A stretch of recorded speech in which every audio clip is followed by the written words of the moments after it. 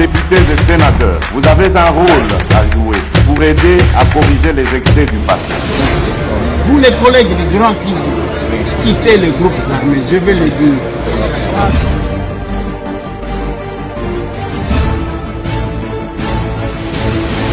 Allez, bienvenue, bonne fête de l'indépendance, mesdames et messieurs. Lelo, Tobimeli Vino attend. Attends parce que ça m'a fait fête le 30 juin, auto fetaka ndenge nyo sauté, auto ko fete ndenge to fetaka bambula nyo sauté parce que nous fêtons ça na katia victoire makasi.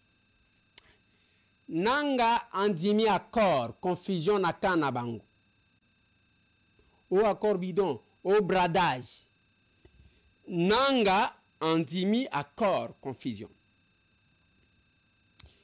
Moïse Katumbi félicite Azo Soa, Azo Fula dans ce numéro de l'émission. Ma solo parce qu'on va beaucoup plus parler de l'accord. Hein. Vital Kamerhe pour ou contre l'accord dans ce numéro de l'émission. Ma solo, on a de pitié. Recrutement à bas jeunes, recrutement forcé à bas jeunes, Owezo Salema. Qu'est-ce qui se cache? On va parler de ça. Accord de paix ou accord de bradage des minéraux dans ce numéro, l'émission. Masolo, na député. To solo liwana na lobeli Jacquemaine Chabani na lobeli Lissusuni na lobeli Action commune pour la République na lobeli Lissusuni na pesi bino situation parce que bomonaki mituka ekobi mabalobi ba Rwandais ba komi ko se retirer na Goma. Parce que ba se retirer to ba se retirer. Je vais parler de ça. Et puis Siliti. Aussi c'est émission. Bonne fête à vous tous. Mesdames et messieurs, tokutani. Mikolo oyo avant que na banda na lingika kabati langa kama nzembo moko kama nzembo moko ya bien na habité ceux qui basongi basalinga nini mikolo nzembo ango nyonso ikomika ya kisongi za nini tselanga papa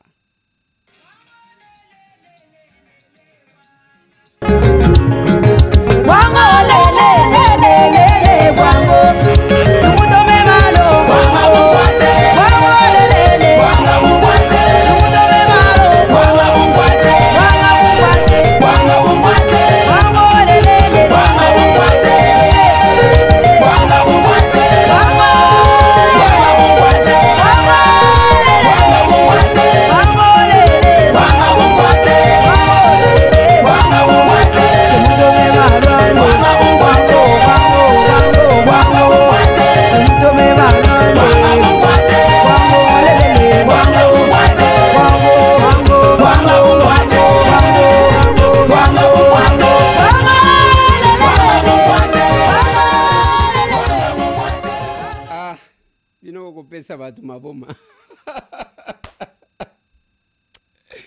Mesdames et messieurs, bande konanga, boti kato solo la kaboye tozo ka bien. Ozwi mwanzembo mususu ya bien ya biso ba villageois. Otinde lingai. Okotinde langa yango na numéro ni. Au composé plus 243 891 515 061 plus 243 891 515 061. Otinde linga yango parce que il faut to soulever to la moussa culture na biso. Nazo lukande banzembo ya biso ba villageois. Nyoso kozwa ya ekolo nini otinde linga. Bande konangai, nous avons une autre vision de ce pays. Congo tomonaka indépendant ya ke batu bazo ya ko fuka matango zomona nzembo wana mutu wana lati bateni o banfumu balataka. Et même tango azobina eza banzembo moko ya bitumba ya baguerrier. Pona basongi place bazali baebi. Bande konanga, je vais vous parler de l'accord. le 30 juin ya lelo tozo feta ngone to feta kate. Le chef de l'État Félix Antoine Tshisekedi Tshilombo a circonscrire cadre. Il a fait une commémoration il y a 65 ans au Tozali. Toseli yango tozana accord to signé na États-Unis. Accord ebimisi ba polémique, ba pro bananga, ba pro rwandais ba lobby, accord bidon, accord eza chiffon, to se retirer total ba bandi ko sala be mission. Nanga lobakate à l'opi. Il ne pouvait pas oser ouvrir sa petite bouche contester cet accord. Nanga lobit. Alobi nin. Alobi a salué à prendre acte et accord qui est un pas. L'accord signé à Washington le 27 juin dernier entre la République du Rwanda et le régime illégitime et corrompu de Kinshasa constitue un pas. Non, c'est entre le Rwanda, entre le Rwanda, parce qu'à côté quoi attaquer Rwanda et le pouvoir illégitime. Entre la République du Rwanda et le régime illégitime et corrompu de Kinshasa. Après lobby, te prendre acte. Nous en prenons acte. Nanga lobby nini. A lobby na malobana ya lobby. Biso bitumba tozo sa les apona tozo a pouvoir te. Les apona gloire te na munoko na ye nanga. Nous ne poursuivons ni la gloire ni le pouvoir. Si quoi ceux qui apona kozo a pouvoir te nanga ceux qui botali pour ceux qui savent lire ba comprendre que muto akomi na suka. Akoma chiko kitana kana moni lokola akomi azotambola na tapis rouge. Alobi le 30 juin na kofete kuna. Nanga pleura. Maintenant, moi, je pose la question. Bino ba pro nanga na batunyo, ce qui nous a merdé dans les réseaux sociaux, les porte-parole à Rwanda. Pourquoi nanga lobite ke eza bradage à minéré? Pourquoi nanga lobite ke eza accord bidon?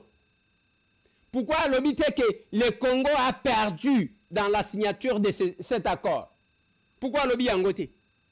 Mais comme nanga zalaka ne jure facile, à l'ukinde kolobake, bon, ça fait que nani, ce n'est qu'un pas, mais avec Kinshasa. Abandi kokumisa le mur ya Qatar.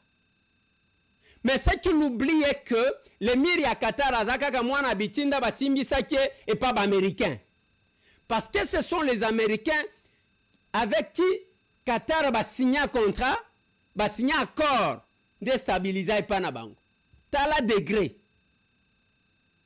Au commission mwana bitinda, au kanisi sokinini. Non, monsieur. Non. L'histoire du Congo, la vérité, on leur dira. Dans 2 jours, aujourd'hui nous sommes les 30, dans 2 jours, si Lumumba était en vie, il totaliserait 100 ans. Le 2 juillet, 100 ans. Bon, comme on a côté la bino roulap. Oyo, basalelier. Na côté la bino wana na côté la bino émission à lobby. Bande konanga, c'est ça la vérité. Toti Kalibatu, ce qu'on a zélabo publié. D'abord, si vous constatez bien, quand on a signé l'accord, côté Aba Rwandais, Aba pro-Rwandais, Kimia, silence radio. Tango salineti, oh voilà, au moni bakeko yamba ambassadeur wana et nani ministre affaires étrangères, ake boyena boy. Oh, bison de to perdre, c'est le Rwanda qui a gagné. Nanga parlé. Boko lukandege nini ya ko adapter discours nabi. Na ba zone occupée ba komi ko sala entre guillemets recrutement forcé à ba jeunes. Ba bi ke bitumbe ko zala te, ba ko kende sikate. Ba zo recruter ba jeunes wana pona nini. Ba zo enlever bango pour les tuer. Parce que la population est debout. Nakati accord balobi tozo kene na makamba minéré ezalo kutana nu tobandi ko beta masolo minéré te. Aucun investisseur sérieux a koya ko investir dans une zone où il y a l'insécurité. C'est l'accord de paix. Thérèse Kaikwamba balobi yango. Il s'agissait justement de vendre, comme certains le disent, nos ressources au prix de la paix. Je pense que nous aurions commencé avec une séquence tout à fait différente. nous aurions commencé justement à vendre. Mais ce n'est pas ce que nous avons fait aujourd'hui. Ce n'est pas ce que nous avons signé aujourd'hui. Aujourd'hui, nous avons signé un accord de paix.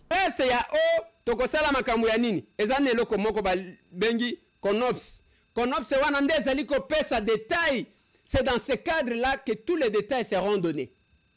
Bango balobi nzemo na bango ya bef de l'air. Na tsela kibino naniti. Karega. Même ceux qui ont pas ça comprendre, ça c'est Karega. Nous n'avons aucun intérêt d'attaquer les FDLR aujourd'hui, au moment où les FARDC les ont sérieusement attaqués et ils sont vraiment affaiblis. On en parle très peu. Donc c'est aussi le fruit d'une bonne coopération. Une bonne coopération amène à des résultats qui enlèvent l'élément ou l'épine dans le pied, ou le prétexte, comme on l'appelle ici. Comme aujourd'hui. Nous n'avons aucun intérêt d'attaquer les FDLR aujourd'hui, au moment où les FARDC les ont sérieusement attaqués et ils sont vraiment affaiblis. On en parle très peu. Donc c'est aussi le fruit d'une bonne coopération. Une bonne coopération amène à des résultats qui enlèvent l'élément ou l'épine dans le pied, ou le prétexte, comme on l'appelle ici. Comme aujourd'hui. Ambassadeur, il y a Rwanda qui est accrédité ici, c'est lui. Ce qui ont taliba tweet Nengezobima, pendant que nous sommes là, na Uganda, pasteur Moko qui est aussi, pasteur Moko, il y a États-Unis d'Amérique, une américaine, Beni Inin, azo sambe la pona Congo pour la paix au Congo, na Uganda, ndazui, et Jibaya Mapia, a pêché le drapeau à RDC. Yé Moko d'abord à Latiang. Ce sont les histoires où nous avons beaucoup. Où est le drapeau du Rwanda? Drapeau du Rwanda des Awapi. Il y a un lobbyiste américain qui a un tweet. Ceux qui ont douté quand on a internet au Betty, au Koyeba Moutouana Zanan. Alors que va signer un accord sous le leadership et un président américain et le président congolais. Accord où on a pas d'intérêt à peuple congolais. Et sa victoire na bango. Na phrase ya Souka, je crois que la régie va m'aider à y aller dans la ligne. Na phrase ya Souka wana zolo bake tozana message ya kopesa Kagame. Il y a que ce qui accord oyo muto a violé yango, il y aura des conséquences contre lui. C'est un accord contraignant. Les accords ya kobonde la teke to bonde la Kagame et vous confondez na bakoro oyo Lusaka Goma, vous confondez. C'est un accord contraignant. Tangu Trump, Nani Rwanda wana mejikoloba, il a été recadré par Donald Trump. Oh bon neutraliser banini. Binonde bozana zone wana bozo kumisa nanga lobi ke bazana zone wana. Ba mema ba FDLR ba kende na bango. Moi je ne sais pas pourquoi vous restez là bazo kosa kosa bino. Maintenant ba nanga bazo lukasko discours ya adapter. Parce que nanga vous a dit bon écoutez, nous prenons acte. Nous prenons acte de l'accord. Ce n'est qu'un pas. Mais Missou Etikal. Alors, bité qui accord les amabe, alors bité qui bate qui minéré, vous serez confondus comme ça. Et nanga kimeli suko yake, o bazo boma ba nyamulenge, o bazo boma, ce qui va nani na Ituri, lokuta, makamba gouvernance zawapi. Bokodoka bokoyoka. Bokoyoka na zo ebisabine. Bokodoka. Et nous sommes allés, Batumisu Super Babimisi tweet na bango, caméra à lobby à Zakon. Caméra à place et résoudre les cacatés à Zazo, il y a un plateau de bataille qui n'a fermé, n'a pas vendu. Caméra n'a pas parlé, c'est son parti qui a parlé. Va prendre acte. Bino besoin mon accord, le la blague. Et mon qui a kébité, on va marcher sur lui. Accord peu problème nango. Kayikwamba lobby tokobomba yangote. Il ne faut pas se précipiter autant qu'il aux autres sabatu. Accord bakotiango sur la place publique. Bokomona ni ezana kati accord. Oya minéraux oya par la suite. Parce qu'on doit d'abord stabiliser. Bako sabinote, ce n'est pas un accord secret. C'est un accord. Aux États-Unis a publié na site naye. Awa na Congo. Tokotiango bo ena ba wenze bato bazo somba yango. Yobe kotanga ngo, otanga kana pasi.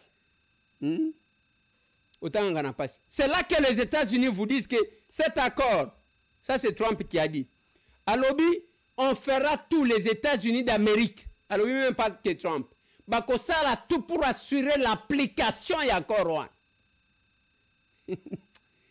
Bino, botuna Kagame akoyebisa bino. Akoyebisa bino parce que vous blaguez. Hein? La vérité te tue. Vous blaguez. Oyo boyoki nanga zoloba. Biso tozoluka pouvoir te ngate mutu na lobi nanga alobi yango. Tozoluka pouvoir te. Siko okeko bomela batu nini. Tozoluka gloire te nanga koma kiboyi. Bokomona ndenge mapeka wane kobukama. Eza biloko wana te bazosala montage bamoni bamituka Sadek ebimina Goma balobi te mituka barwande bakomi kokende te wana eza ya bango te me bakokende.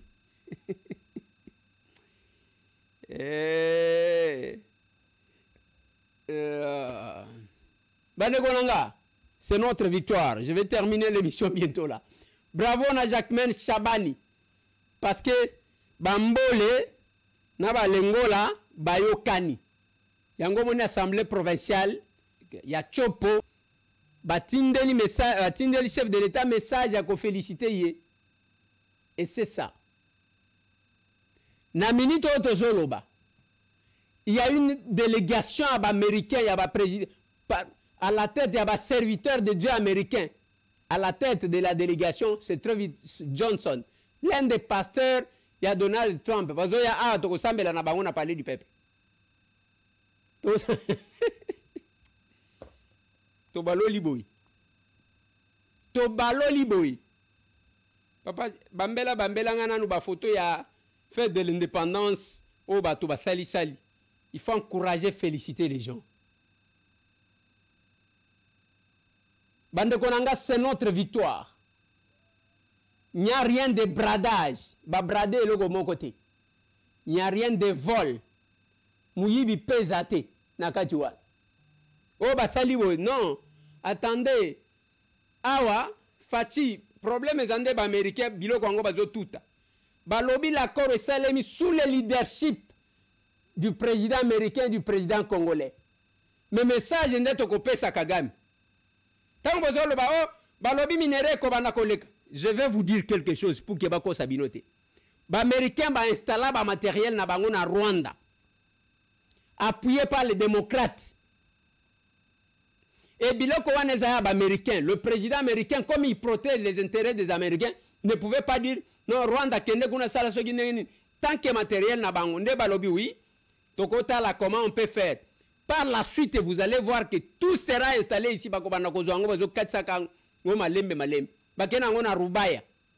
Ça sera ici. Ça sera ici. Ça sera ici. Bako sabinote. Oh balobi non. Bazana ba investissement na bango kuna. Bazana ba machine na bango ba usine ya raffinerie ba tia kuna. Bako sala boete. Non, malembe, comment on a nyonso kokota ao. Nous, on voulait juste empêcher que les Américains passent par le Rwanda pour nous voler. Baya directement. Bazoya ao. Yangona zoluba. Ceux qui ont na fonction quelque part, ça a quelque chose. Ah, Tobani visite Congo. Il ne faut pas que Baya va visiter Bambouteillage. Chacun doit faire son travail dans son domaine. C'est ce que nous disons capables. Nous sommes de l'action commune pour la République. Vous allez constater que Tosanganaka chaque samedi et chaque dimanche, pour la province, nous disons aux gens, les changements au Congo, c'est nous, Bissau. Rejoignez-nous. L'Arche de Noé là. Talaba capable. Comme ça partout. Ils allaient là-bas, Kindo, ils allaient là-bas, Kinshasa, ils allaient là-bas, Kabinda, ils allaient wapi, ils allaient wapi. Nous sommes comme ça. Je vais m'arrêter là. Je ne vais pas vous prendre beaucoup de temps, mesdames et messieurs. Invitation à kili. Bande koya États-Unis d'Amérique, bako sabinote et pas batu qui ont perdu l'espoir. Mutu anuni asale lokote, ye musala na yeko yokela ka batu mutema pasi parce que moni batu bazo exceller. Bokene na makamba buzo bana bino. Nous défendons le Congo et nous défendons bien le Congo, surtout biso ba villageois. Tout ça la bino ba discours. Les gens qui ne sont là que pour mentir. Le kuta koko sa oyo akosi voilà biso tozana Tango va présenter une dame comme l'unique africaine accréditée à la Maison Blanche. Bino lokuta na bino. Lokuta na bino, vous êtes des menteurs, mon qu'on a na monate. L'unique africaine, la dame qui a défendu le Congo, qui a présenté les potentialités du Congo, on a décrire ce que Félix Antoine Tshisekedi devant Donald Trump va féliciter. À lobby, elle est la seule accréditée dans la Maison Blanche. Bino koko sabi soawa, n'a accrédité dans la Maison Blanche. Le couteau mouyibi. Oza mouyibi papa. Voleur comme ça, menteur ya Ajoan. Et bimit. Boko saka biso. Non, je suis accrédité dans la Maison Blanche. Bozo bimisa. Quand t'as le couteau pour escroquer, c'est comme ça que vous voyez beaucoup de cités ici. Bah, tu voyez que tu as cité, ceux qui ont escroqué la diaspora là-bas. Mesdames et messieurs, j'ai fini l'émission. La victoire est nôtre. Confusion. Namoni, tu tiens Moïse Katumbi.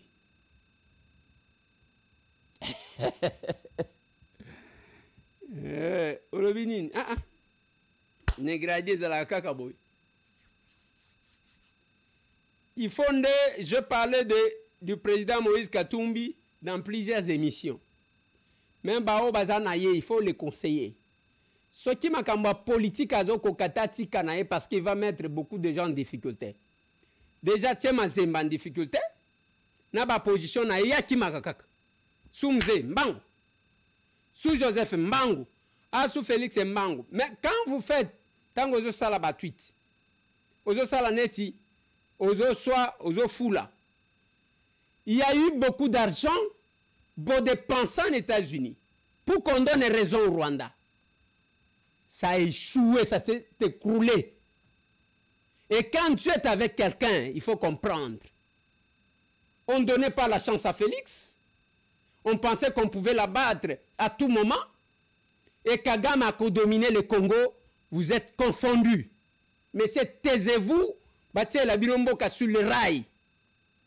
Taisez-vous du côté sécurité. Wanesili, ça sera écrit noir sur blanc et sous Félix. Bon, qu'est-ce que ça va faire? Évitez de blaguer avec le vie des gens. N'a pas sa cabine au devoir. Batouana et Kirina Bango, Moutoualo Bakaka, que Kagame, c'est un agresseur. Alors, Bopé Sabango test. Il ne sortira jamais le nom de Kagame, ils vivent de là. Mesdames et messieurs, bravo à vous. Bravo à vous. Bande Konanga, vous avez un problème à mis sur lobby. Donc, du 16 au 18, solidaire optique, Papa Tchelanga affiche.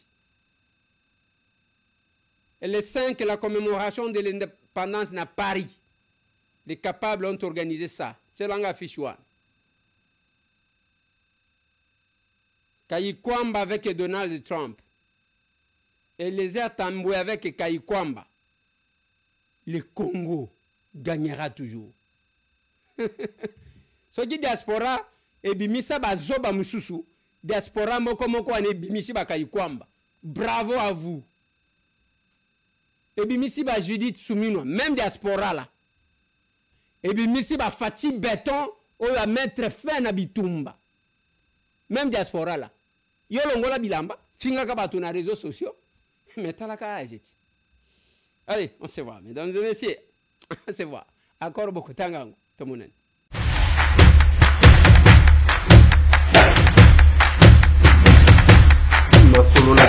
Honorables députés et sénateurs, vous avez un rôle à jouer pour aider à corriger les excès du passé. Vous les collègues du Grand Kivu, quittez les groupes armés, je vais le dire.